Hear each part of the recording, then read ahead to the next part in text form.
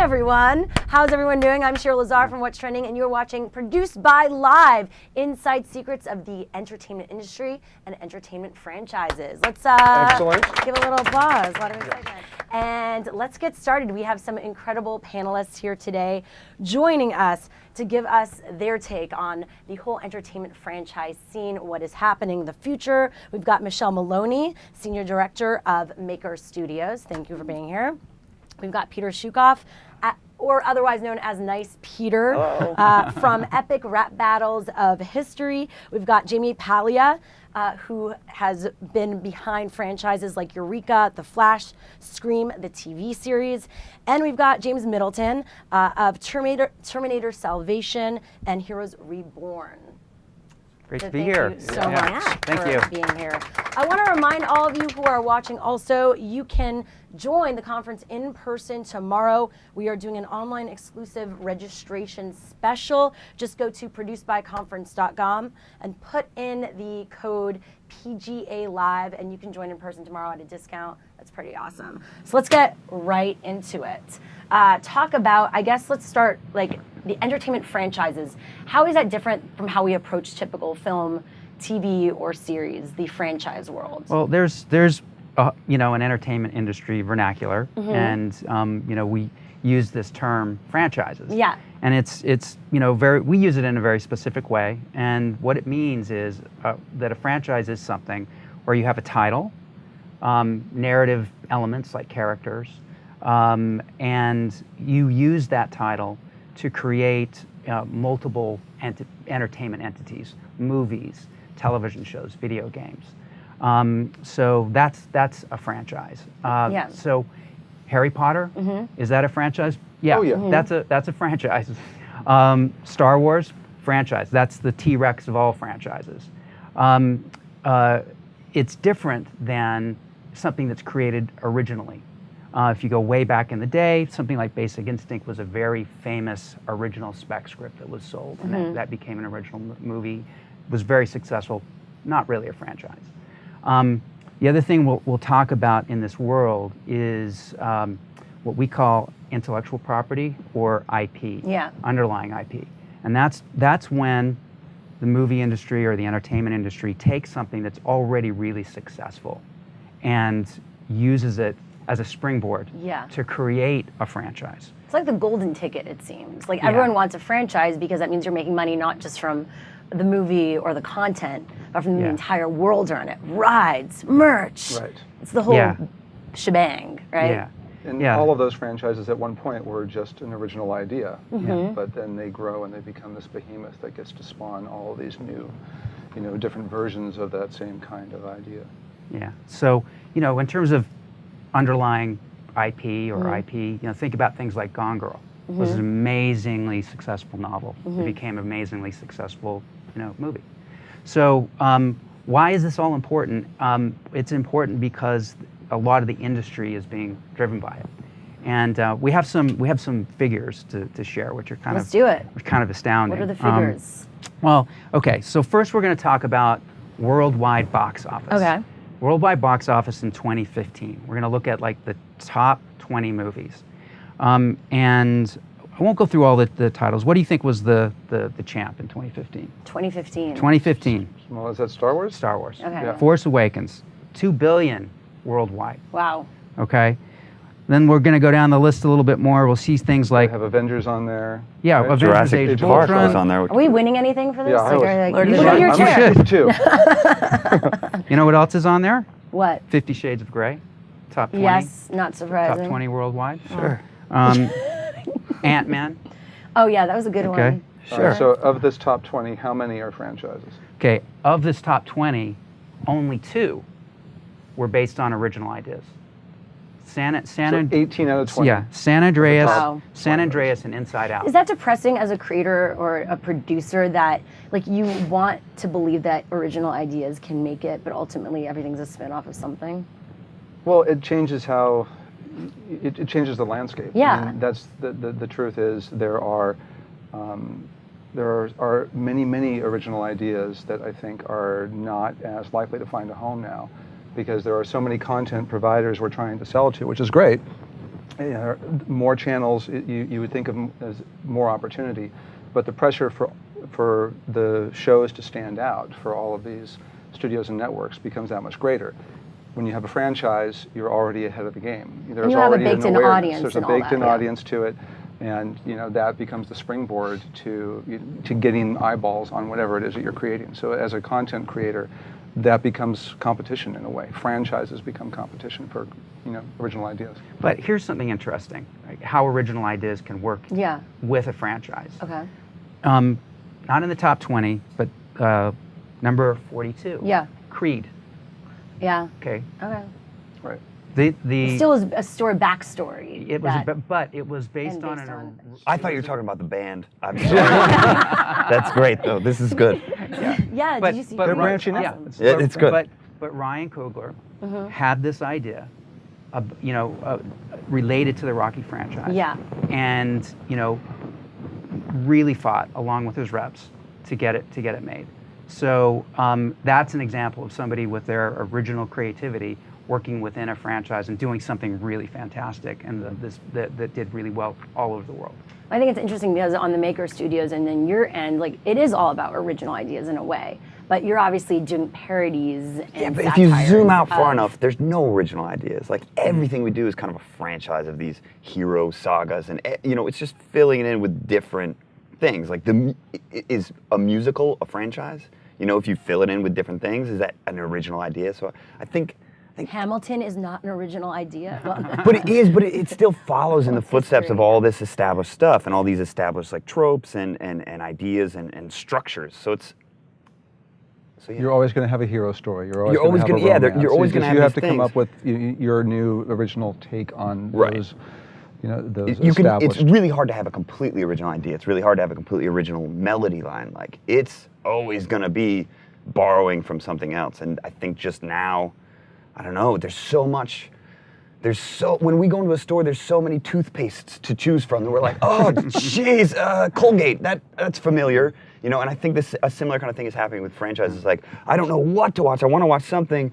Oh, I liked this as a kid. I'm going to watch it again. I feel a sense of comfort in my choice. Yeah. But yeah, it's still. Yeah. How do you look at Epic Rap Battles of History? Did you always look at it as a franchise, or like when it started? Obviously, we didn't have that word. An experiment. Right. The word that went around YouTube was refillable.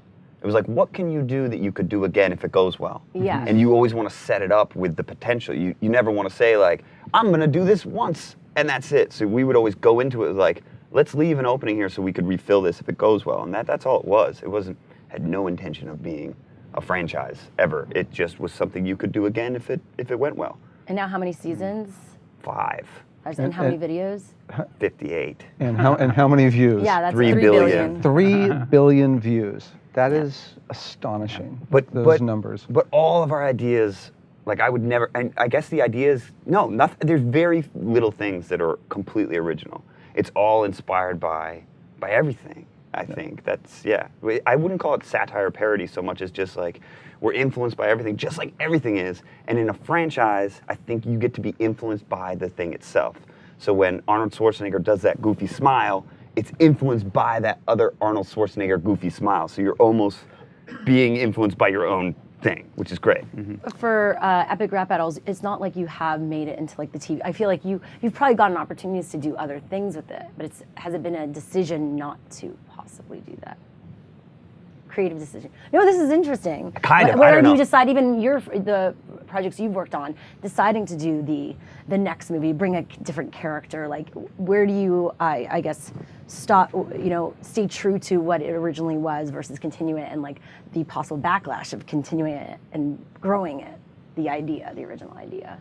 Well, I think it depends on what you're doing. Yeah. If like what you're talking about, like for example, the last thing that I was a part of was Scream, the TV series, and launching that with the huge sort of target that I think we had on our backs of how can you take our beloved movie franchise and try to make a TV show out of it.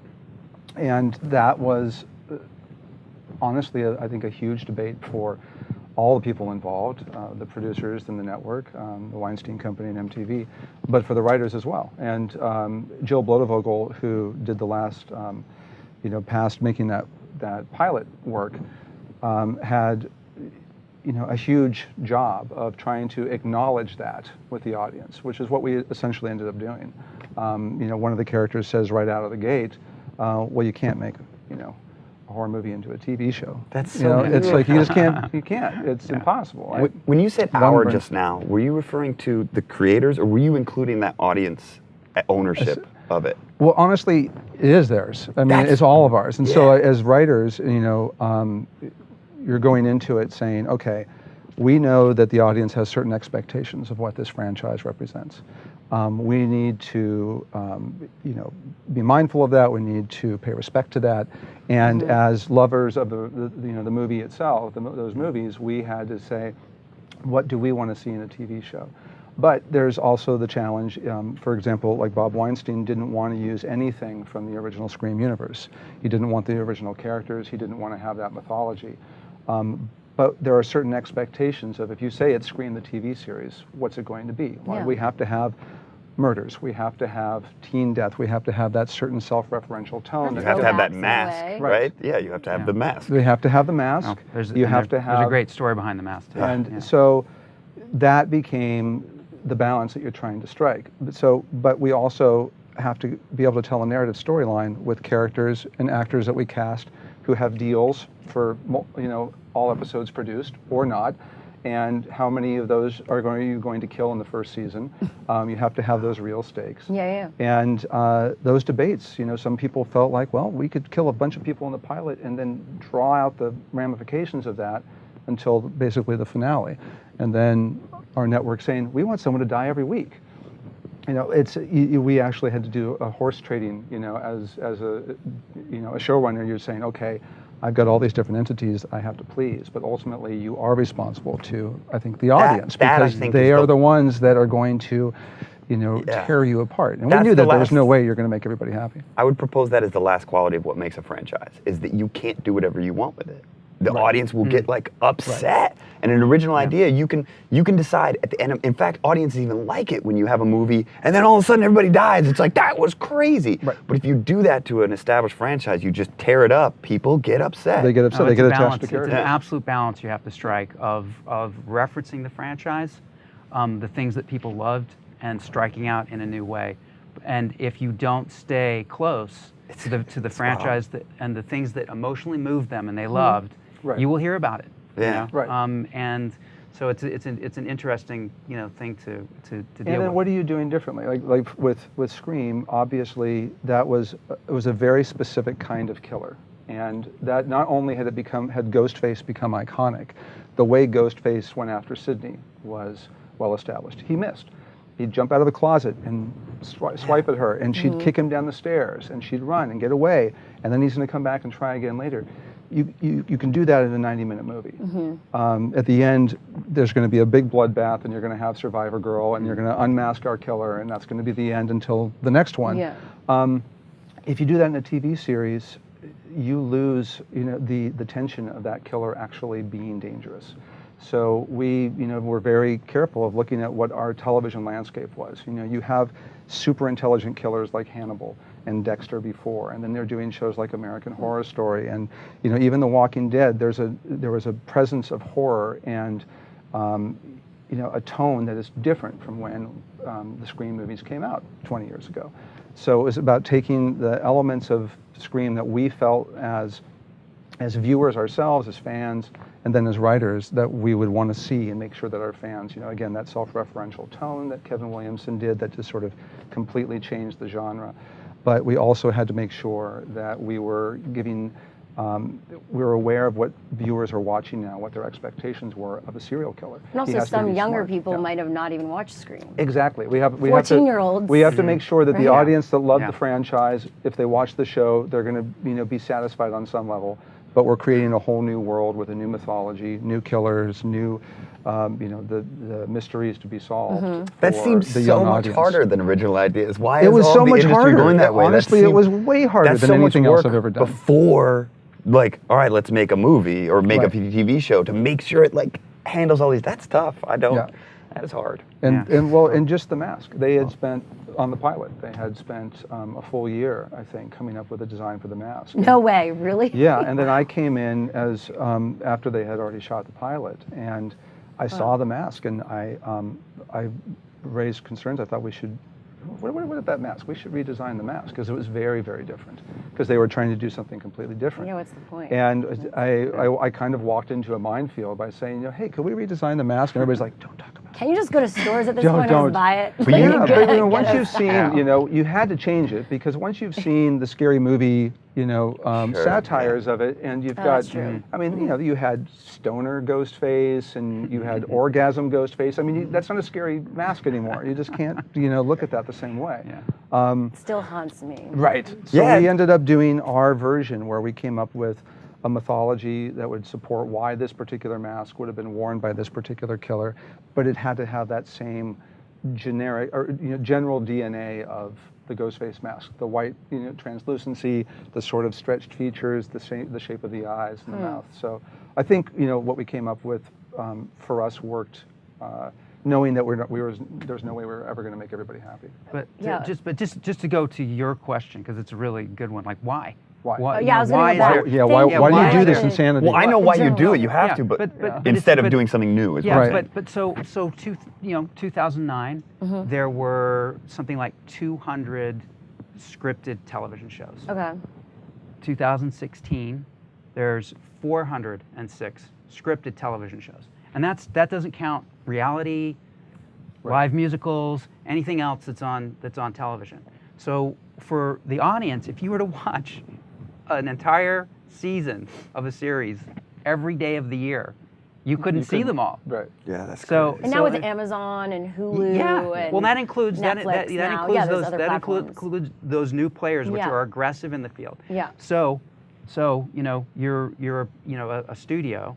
You need to find a way to create familiarity, and to stand out, and to tell people that this is a title that made you feel good before, that entertained you before, and so that's why, like, to your point about toothpaste. Yeah. If you look at even, I just don't know if it's good or bad. That's all. Yeah. I just don't know if it's a good thing or a bad thing. It seems like a lot of time and money and energy spent on the safety of that familiarity rather than. Of course, because you're putting in tons of money. Right. Of course, there's. But you're putting in so much money in just where that original Scream mask. Probably somebody was like, "Hey, I found this mask. This will be great." And they did. I mean, they bought that off the. So I just wonder if you weighed it all out over a 10-year arc, all the stress and energy of doing a franchise right, is it worth doing it so much? I wonder. I think it's probably worth it when you hit it right. When you hit it, yeah. For sure. I mean, and I think it's also one of a proven model when you have a franchise and it's hit several times before. Yeah, One, there is the stress to actually kind of, either stay at the same level or one up what it was before, but when it hits, they know that it hits. So I understand wanting to go forward. And also a lot of people just fall in love with characters and they fall in love with the story and everything around it. So I certainly understand wanting to. What do you see emerge in the digital industry, like in the digital space? Like, what franchises are we going to see become those, or brands become the next big franchises? The thing that's emerging in the digital space is money, where there didn't used to be any. And fantastic. Well, it's good and it's bad because people used to make things on their phones and it was great, and now people are like, oh, we got a lot of lights for your phone. It's like, well, it's different, but I don't know. I have no idea. I know individuals can become franchises. Like I think like Smosh, right? Like they built an empire. Sure. And their movie, and they did one movie, and maybe I'm sure they'll do another movie. Yeah, Smosh isn't just Smosh. It used to be just two guys. Yeah. And now when you think of Smosh, there's it's more than that. So why haven't you, I guess, branched out epic rap battles? I've tried.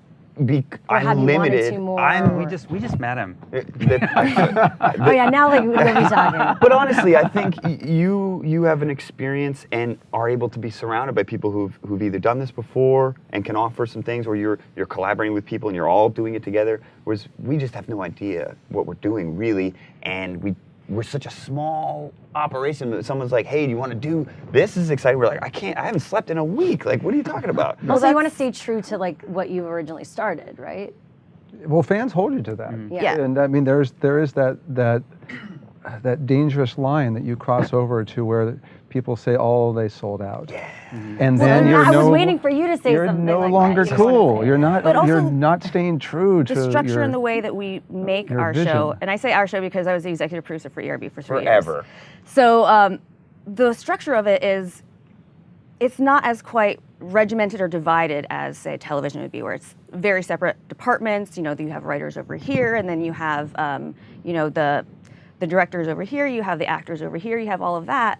We actually have the writer, the director, the actor, and the editor On the ground holding a fan at my partner so Yeah. it looks like there's wind. Yeah. You know, like Yes. it is that small. But yes, you are writing, you're directing, you're acting in it, and you're also our editor. So Sure. when you put into that, and we have other people obviously that help us out. Like a lot. Yes. In case any of them are watching. It's No, mostly No, you. we do, but Yeah, it's definitely. one of those things in terms of how much time does a person have in a day? Because you have to put so much time into researching everything before you write it, and then you write it, and then we actually have to plan it out as a director, and then we actually shoot it, and then once we get in there, you with our other editors who are fantastic get in there, and it's, you know, it's VFX and there's green screen, and there's just so much to Yeah, do. we have no idea what we're doing the whole time. We're just like, I wonder what this does. Huh? Okay, well, this is great. Look at that. So basically what we do, we have time to do, you know, 12 episodes a year. They go on tour if they have time, and then they're Yeah. back writing the next episode for the next season. So it's, I think for us also, it's a time thing, and Like how much energy you're going to put into it if it might not work, and then it becomes. And it's supposed to be fun, right? Like Okay. it, Right. It would It should be fun. It should be fun. because that's when you see it. It Yeah, comes out. and we sometimes the benefit of our small operation is that we get to feel like it's like the old days of making movies, where we're like, oh, let's, your jacket, that'll make a great costume. Like, can I borrow your jacket? You know, that'd be great. And it feels more like an adventure that we're figuring out sometimes. But it Right. does make it impossible to scale. That's what we can't scale. There's no Right. way. Yeah. So, do you have any stories like the Scream story of, you know, you've brought back heroes, obviously, that was huge. and Terminator. And Terminator. Yeah. Which Terminator continuing to- Salvation is my jam. I'll But fight you have- anybody. You're kidding? You're It's my, kidding. no, it is my jam, and my I'll fight anybody who disagrees. Fantastic. Not with fists, because I'll lose, but I'll argue. That's why he's been This staring panel at you from the this panel side. is, No, is a total success. I have heard That's people. it. It's I've all heard people worthwhile. try to talk You found something your bad biggest about fan. Terminator. No, I love that movie. Talk about the journey of bringing those franchises back and continuing to do it successfully, and then dealing with obviously some of the haters and criticism that came with it. That's not Thank you. loaded at all. Thank you. He's got my back. So, Not the biggest Terminator 3 fan, though. I got to be honest. Oh wow, Just we're kidding, really just kidding, doing just kidding. that. And I was just going to talk about Terminator 3. Yeah. So, Is that your thank favorite you. one? So when I got into Terminator, it was with Terminator 3. And the franchise had been dormant for maybe 9 years or so. And the question was, like, how do you do it? Because Jim Cameron wasn't going to be involved. Arnold Schwarzenegger said he wouldn't be involved. And then the producers, these you know, epic guys that you know, had a company called Carolco, Andy Vanya and Mario Casar, and a lot of people will recognize those names, you know, from doing big, gigantic films. They came and they said, "Would you want to work on one thing?" And they said, and I said, "What is it?" And they said, "It's the Terminator." The Terminator had been totally influential on me, so I said, "Absolutely yes." And people thought I was crazy because they said, "You're never going to get this movie made." And I went through a list of all of the things that I loved about the franchise, and I thought, I think it can happen. These are so good. The stuff that Galen Hurd and Jim Cameron created is so good that I think we can put together a script that Arnold will say yes to. Wow. And he did. And that got the movie going. Who said no was Linda Hamilton. And so her character had to be written out. And the movie went on to be a success. You know, it did tremendous worldwide box office. But I missed Sarah Connor. You know, I missed Linda. I missed that character. And so that was our next big leap in terms of expanding the franchise, because we said to ourselves, can we bring her back? And if we did, how? And I thought, a television show. Now, you know, along with what Jaime was saying about, you know, translating Scream, you know, to a series, we had the same problems, because a Terminator movie structure is a very specific thing. You know, what we were proposing is that we're going to tell a story about Sarah Connor after T2. Like, what's it like to really live, you know, as a mom trying to raise this kid that is the future savior of mankind. Day to day, what's that? What do you have to do to protect him? And so that was the real big leap, of like how do you do that? A writer named Josh Friedman, was introduced to me. He had a beautiful take on it, about how to do it, and wrote one of the best pilot scripts I've ever read. Wow. And that got the project going. And then how many seasons? We went 2 seasons. Okay. And we would have liked to have gone more, but there are 2 great seasons, and people are constantly asking us to try to bring it back, which we can't do. But Right. I think it's pretty brave. I'm almost sitting here feeling a little guilty for saying anything negative about Terminator 3 because I think it's pretty. I know I'm not the only one. No. But I laughed too. You did an epic rap battle. But it's, I laughed too. Yeah, we made a joke about I know. But it's also brave because looking back at Terminator 3, it's easy to go, they knew. But you're right. Exactly. Yeah. Terminator was done. Terminator was over with. That story had been told. Terminator 2 is seen by some as one of the greatest movies ever made. So to come and be like, I'm gonna make another one. That is brave, and it did. It gave me Terminator Salvation and that roller coaster. So I did the roller coaster. That's right. You did? Yeah, I did. I'm gonna hug you by the end of We today. had a Six Flags Magic Mountain attraction, and that's what shows the ultimate franchise. I mean, when you're driving down La Cienega and you're looking at a poster on the back of the bus, ride. and it's not for your movie, it's not for a television show, it's for the theme park ride. It's awesome. Yeah. I mean, you know it's a franchise. I do think Linda Hamilton and that presence. Now looking at it and hearing you say you missed it, it is what I missed from Terminator 3. That Linda Hamilton was gone, and there was this weird like sex symbol fembot thing in its almost place. This vacuum was created by this feminine presence filled by a totally different thing. Yeah. Yeah. But Feminist side of you was like, I don't like robot boobs, I just don't. Yeah. but I feel like now a new generation, like millennials, like they might be like, bring it back for the millennials. They need to get a, feeling for a Terminator. Right. Heroes Reborn was brought back because of that. I mean, a lot of people were introduced to Heroes Reborn on Netflix, and it became one of the most binge-watched series that Netflix has. That's interesting. And people at NBC noticed and went to Tim Kring and said,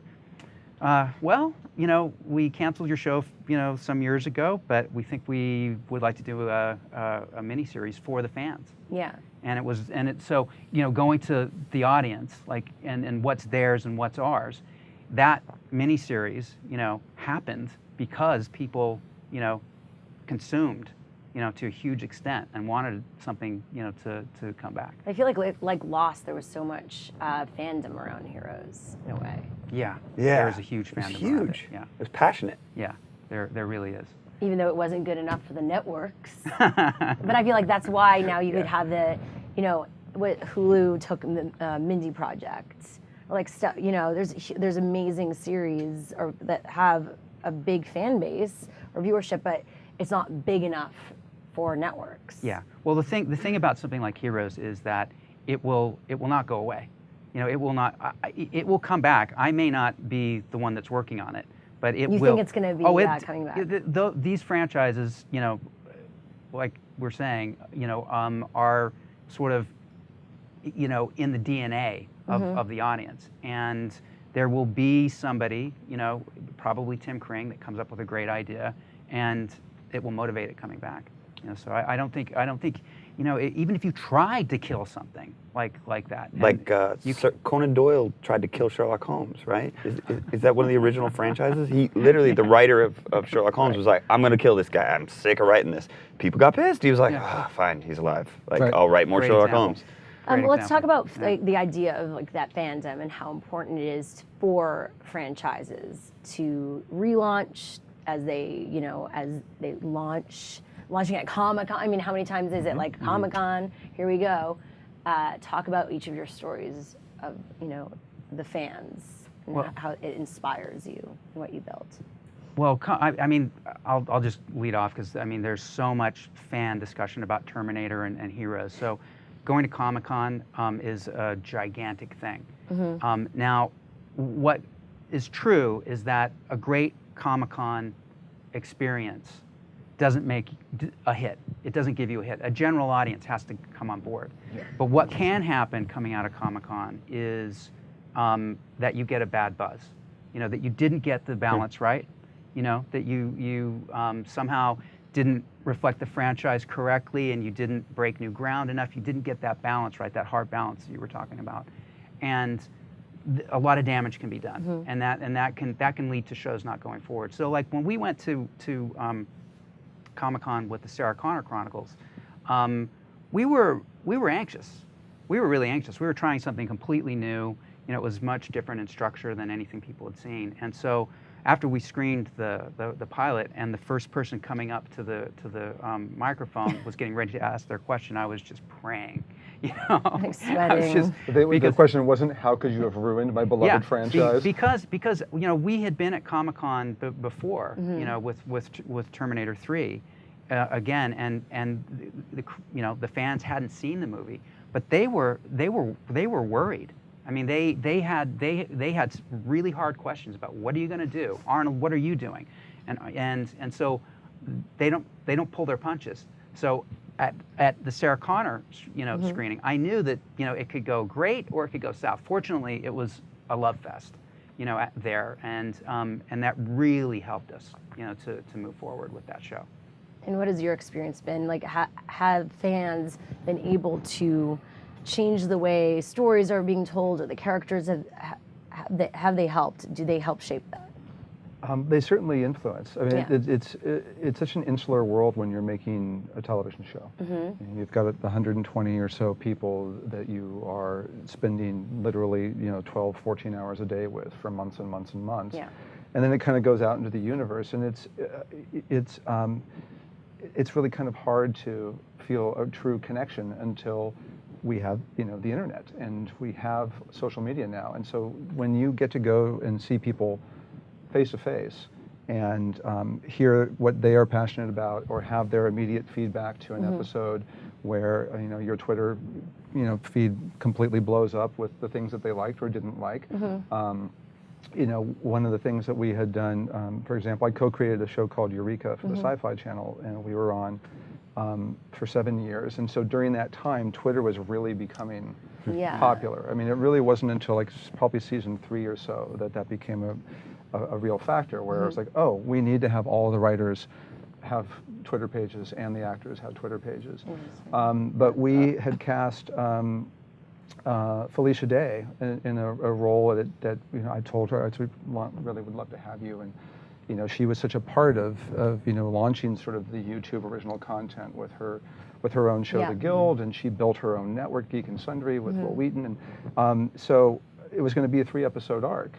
And I could tell that we loved her, and she was just loved by the fans. So we ended up extending the arc of her character for the last 2 seasons, and she was having fun. So then, so cool. Then she's interacting with her fans. You know, we have this great new character for her, and she became really vital to the show all the way up to the finale. So, you know, that's one example. And you know, but then I've been down there for you know, for The Flash, the first season, which I didn't create, but you know, that's a whole other sort of, you know, category of behemoth franchises that has clearly dominated both the feature film and the television landscape. And you know, going into that show to help launch the first season, you know, they had decades of comics to pull from, and all the fans of the comics to pull from, and all of the spin-off characters that you can plant into, you know, like Arrow, introducing the Flash and Arrow as essentially its own kind of, you know, springboard into the pilot, and then doing the same thing for these other characters. And they have managed to do that in, you know, with a formula that works so well for them. They will continue to do that until people stop watching. Yeah. So that, I mean, and that kind of, you know, you were asking about, you know, the competition for original content versus, you know, franchises.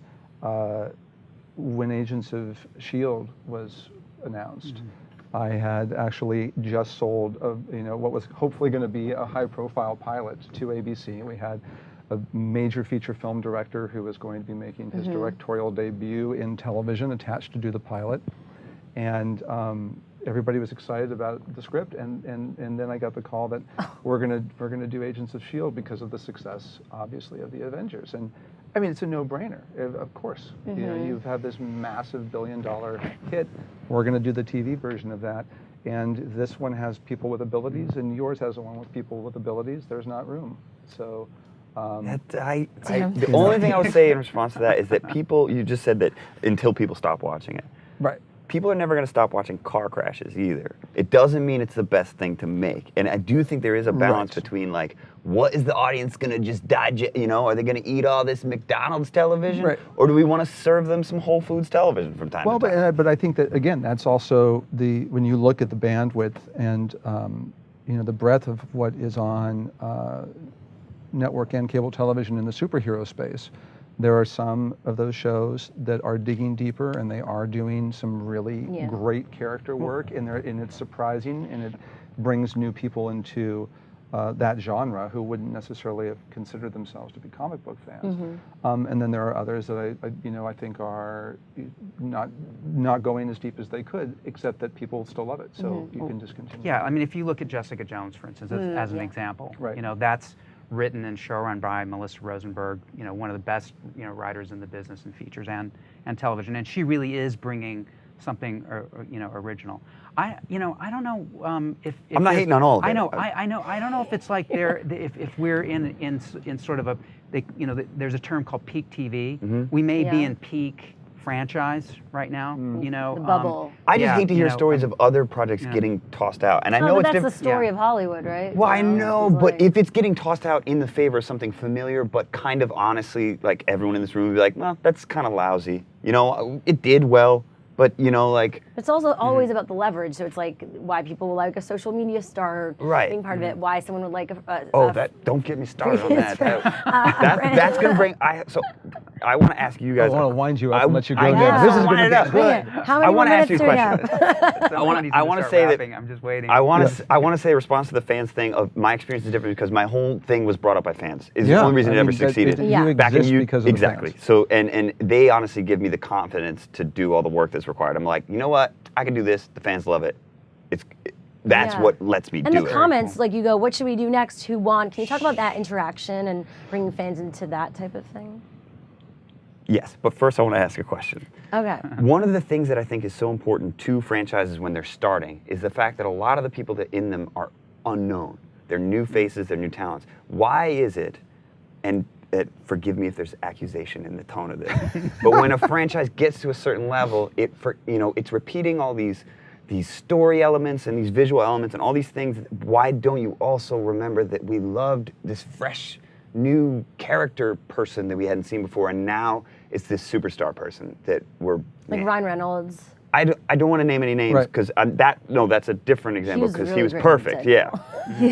But that's what I think is the most important quality is this person perfect for this role, or is this person famous and we need to attach it? If the story's already famous, why do you also need a famous lead? Sometimes they actually they want a fresh face because they don't want to distract from... If the association is going to distract from the character because you're associated with a different character. Yeah. Yeah, but I mean, I think, again, ultimately when it comes to marketing, you want to have as much going for you as possible. So if you happen to have a great title that is known and then you have a big name actor that people already want to see, that's going to win out more often than not over the unknown. Unless the unknown is just perfect and you really have faith. They probably are. There's probably almost always an unknown that's perfect. But that's CW better than shows, though, I feel like they've built stars, like all those. Yeah, they'll be known by the end of the month. It's a series and the budget. I don't know budgets on CW versus maybe others. They are putting money behind it. I mean, on The Flash, they have a lot to work with. They specifically will go out of their way, I think, to use unknowns. I feel like on CW, like.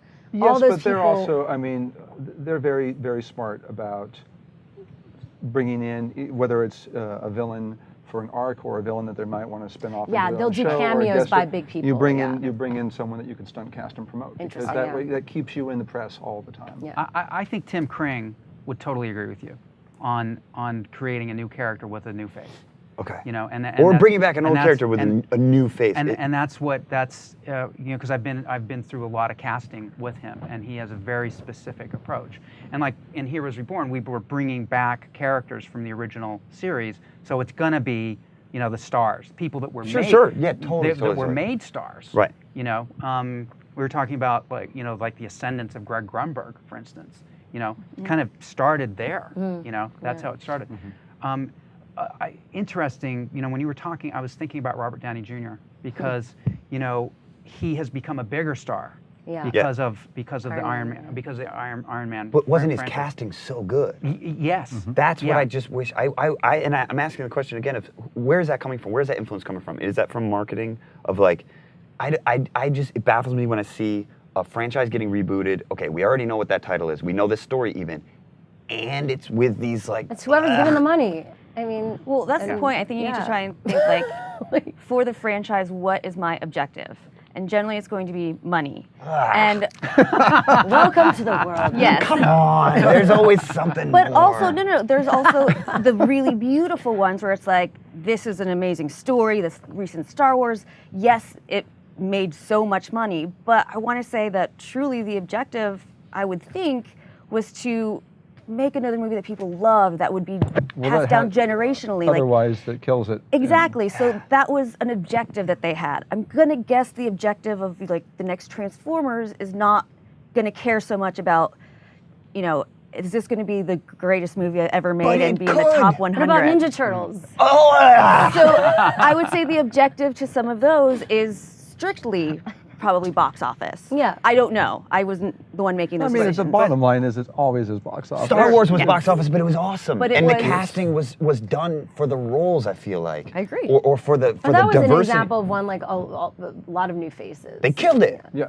They and killed did, it. Yeah. and they did But- great. But you had the return Yeah, of course. faces that everybody wants to see too. But certainly for studios, it is about box office. These are publicly traded companies. Right. They have to make They're money. investors, yeah. They you know, they are in that business. But what I was going to say is, interestingly, you know, looking at Marvel, you know, for instance, when you look at the filmmakers that are and the writers that are being attracted to this material, I'm sure they love the money. Sure. But they're in it because they Passion, love it. yeah. Like, you know, the Russo brothers love Marvel Comics, and that's why they did Captain America. You know, Now they're going to do the next two. yeah, Avengers and movies. Scott Derrickson, who is like one of my favorite horror auteurs, you know, he's doing a Marvel movie, and I'm sure that I'm sure the nagging voice, you know, that like about, you know, why am I doing this? I'm sure they have that too, and they know. You know, so you know, Ryan Coogler is going to, you know, do a superhero movie too. You know, and so Sure. so I'm just thinking that, you know, it's interesting that these franchises are drawing real artists, Which you know, is awesome. You know, and that's the good news for the franchises, and it's critical because it's the only way those things don't become just, you know, pap, or, you know, or a sellout, or you know, an ATM for the Can you studio. let me in on this insider secret of, does marketing have influence in the creative process of a show or movie when it gets to that size? Does marketing have an? Yeah. Absolutely. Oh, that shit's. There's I a- mean, no, not absolutely. in the sense that they're coming into the writers' room or giving notes on. But are they involved in script. casting and? Yes. They're involved to the Well, degree that they are going to say, if you're coming down to, again, a known name versus an Right. unknown. There's a distinction between movies and TV. In movies, at every studio there's a green light committee, and in that green light committee is going to be, you know, everyone. There's going to be home entertainment. There's going to be marketing. Right. You know, there's See, going to be in my movie studio of my dreams, marketing would provide a service and do what they're told to the creative piece that needs to get marketed. Hey, we made this. It's awesome. Can you sell it? Yes? No? You're fired. But then the worst marketing is the one that's like the accessory that didn't really understand the roots. Also of the fired DNA. if you're bad at it. But if you make a good movie, you should be Like able to now, market that's why it. like people, I'm sure, are tweeting from like social media.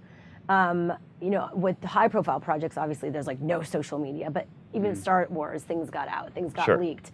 How much is that part of that the social media, digital aspect of these? Are they part of these franchises now? Or were you talking about how you're going to bring in digital? Yes. Oh, no question. Yes. And you know, live tweeting your shows, Yeah. having the actors, you know, now, as we've seen from, you know, The Talking Dead, having the after show, where we're talking about the show, where you're bringing your stars in, becomes a whole thing. They're doing that for Scream now, too, in season 2. You know, and in terms of like known names and things like that, I mean, that was for Scream, that was an interesting casting process because they, like Bob Weinstein specifically did not want to use elements from the movies. There was a lot of audience expectation of, well, when are you going to bring back one of those actors and cast them in the show just as a cameo, even if they're not playing the original character? Like, why not let Courtney Cox come in and do a thing? But then you're breaking that wall. The mom, she should be the mom. Right. And you know, and that was a conversation that was had. Although because her and David, of course, I don't know about that. But I mean, again, it's like that's where you're weighing. Okay, we're trying to stay true to a creative choice that was made to say this is going to be its own universe, its own story with its own mythology and new characters. And these actors are all going to become stars in their own right associated with these characters. The moment you bring in and you break that rule for yourself, a character, whether or not it's an actual character, but an actor that you're going to pay homage to the franchise in this, then the audience pulls out of your story and they're aware of that thing and it turns into a different thing. Well, marketing would love it. Yeah. Marketing would love it. Stan Lee, you know, he does it all the time. Well, that's a thing. That's now. true. It's a thing, but Lou Ferrigno did it too, and it wasn't. Nobody was like, "Wait, that's the Hulk," you know. It was like, I'm not saying, and who knows, you know, what will end up happening. That you know, things can change. I want to go back to that interaction, like for Epic Rap Battles, how much the audience helps with choices of who's going to battle the other person. It used to be 100%. Yeah. This is. You want the truth? Yeah. You guys want the truth? Yes, Yeah, please. 100%. I made a vlog where I was like, "Hey, we're gonna do this thing called the Incredible Rap Battles of History." I hadn't even decided on the name yet, and we got 100 suggestions, and me and Lloyd, my partner, sat down and read them all, and we saw Bill O'Reilly versus John Lennon, and I was like, "I'm skinny, you kind of look like Bill O'Reilly. Let's do it." So we did that, and it did well enough that it was fine. We did it on $250 with a piece of green cloth and like a mustache that we taped onto our face. And then we got 250 to maybe 500 suggestions, and we read through them all. And one of them was Darth Vader and Adolf Hitler. I was like, "That is funny. Let's do that."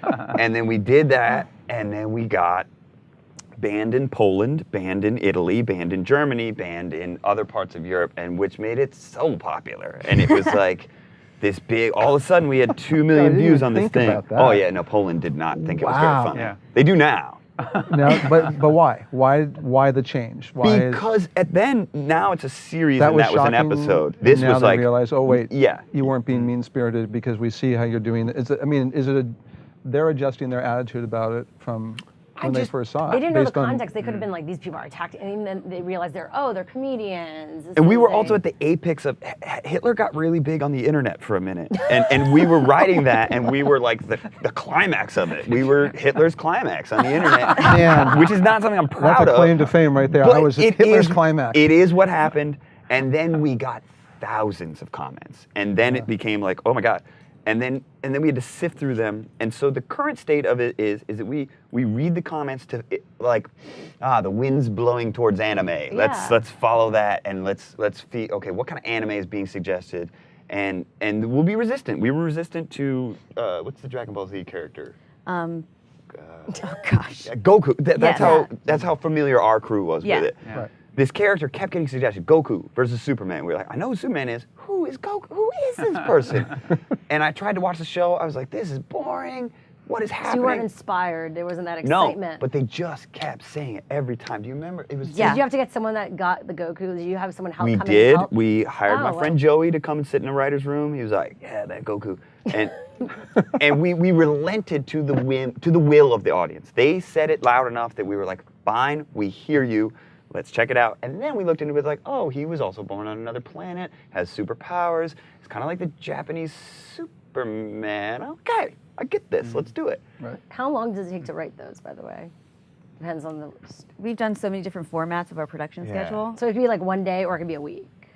Or, It is. It's weird now. Right now we're writing 6 at a time, so you're kind of jumping back and forth between them.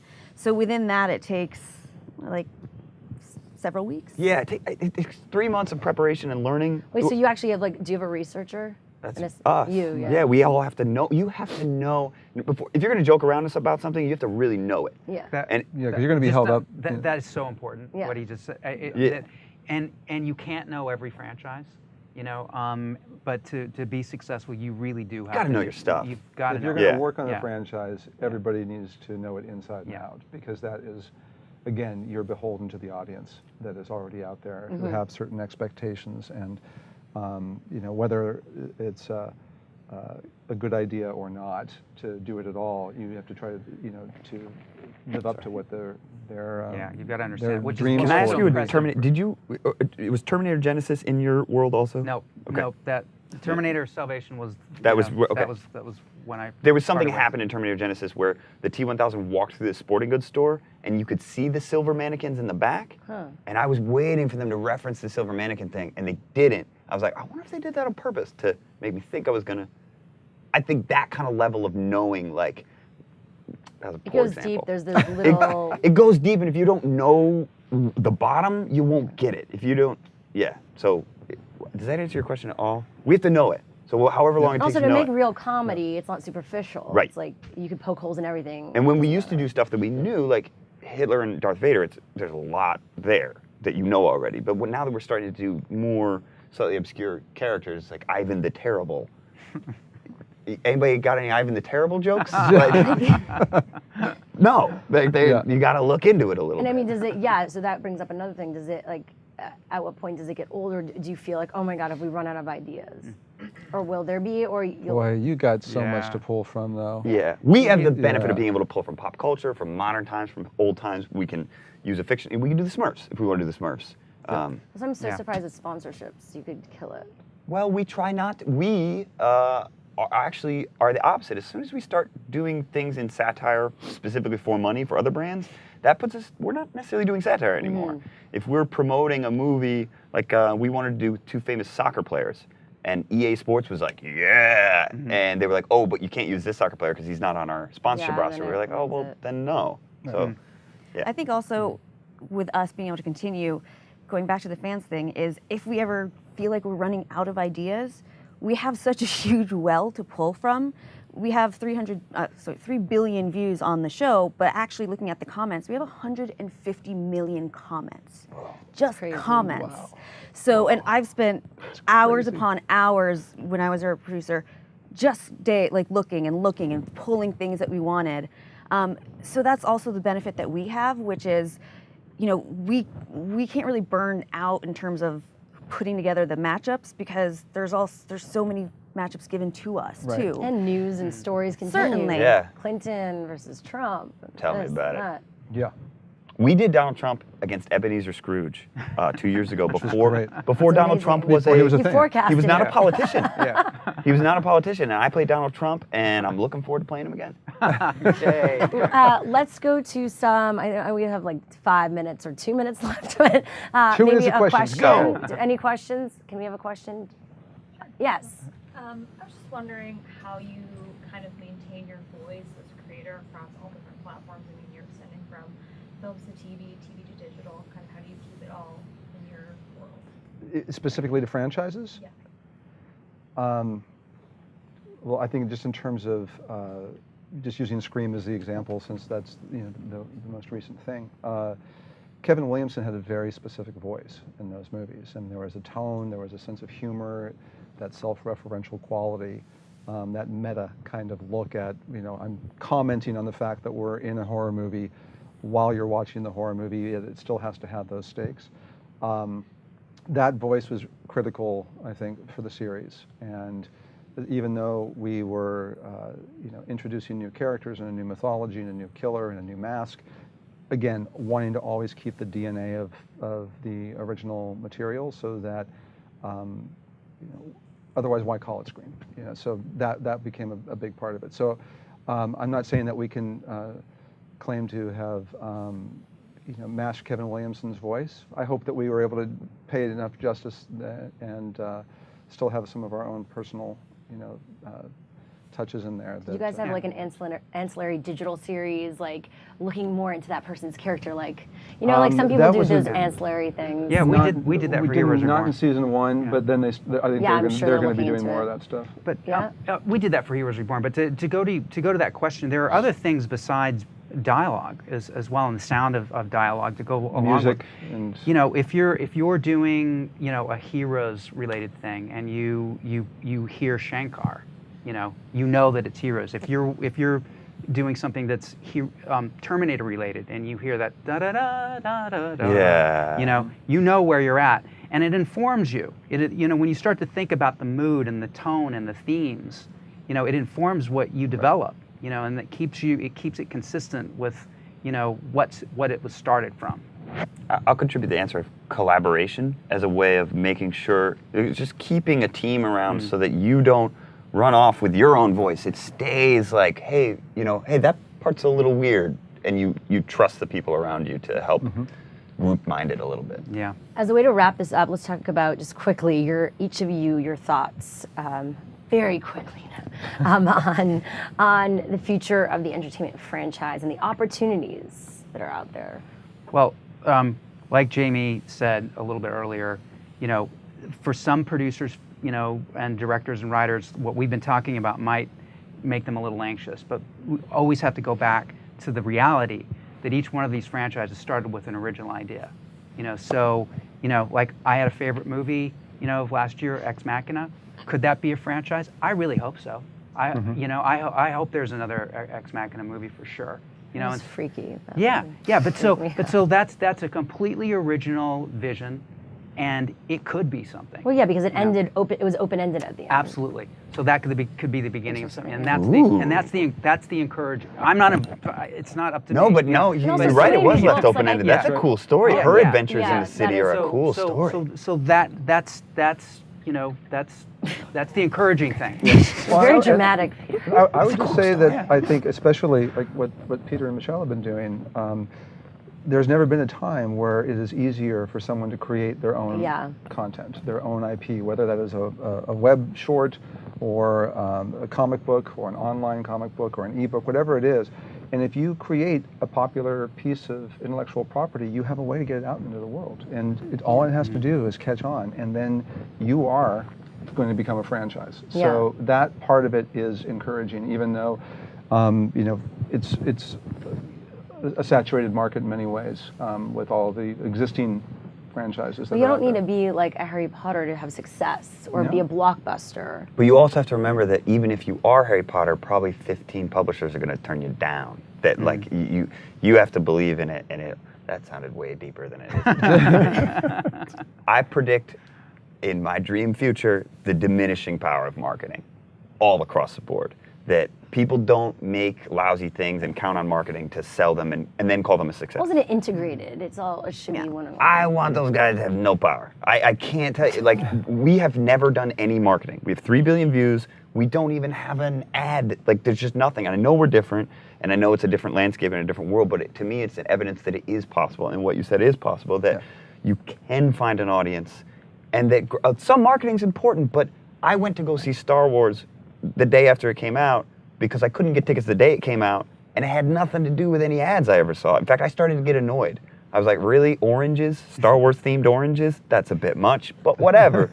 Like, I think marketing is spun out of control, and people are able to count on marketing to help sell their lousy movies. Yeah, instead of putting in the work that needs to be done to make a good movie and then advertise a little bit and let the word of mouth.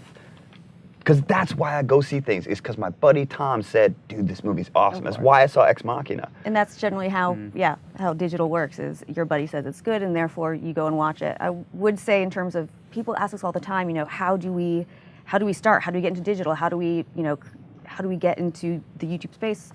And honestly, the answer is, our company was made just because we made stuff. Yeah. Like, go out there and just make something. And is the first thing you make going to be good? Probably not. But the second one's going to be a little bit better, and the third one's going to be a little bit better until you actually figure out what your voice is, because I don't think anybody comes in on their first shot and nails that voice. So it's a continued growing, and you just kind of have to do the work, assuming you're not going to have any success in the beginning, but that's not what drives you at that point. I think at that point you're just wanting to create and find out what your creativity takes you and your voice and all of those things. That's the best note to end on, which is that you make something because you believe in it, because you love it, and the success will come if people find it. But you can't. The moment you start to second guess what you think is good because of too many voices, that's something like you were saying, to like all these big giant movies you're saying that wasn't any good. It wasn't because they didn't want it to be good. Right. It's not because the hundreds and hundreds of people who have put thousands of man hours and hundreds of millions of dollars into it we're like, we don't really care. They all want to do the best possible, but you get so many voices sometimes, and they're in conflict about what that whole thing should be, or what's going to be marketable. That's when things, I think, start to break down. So believe in your voice. I think that's a good way to go. Yes, great ending to this great session. Thank you so much to Michelle, Peter, Jaime, James. Thank you so much. Thanks, guys. And all of you for joining us in our audience, all of you for watching online, wherever you are in the world. I want to remind you all that you can be here in person tomorrow. We have a special code. Just go to producebyconference.com, put in PGA Live as your registration code for Sunday. It is that easy. Once again, I'm Shira Lazar. You can check me out on my workout, What's Trending, whatstrending.com, youtube.com/What's Trending, facebook.com/What's Trending, What's Trending all around. And thank you to the Producers Guild for putting this on. And we will see you again tomorrow and next year. Thank you. Bye.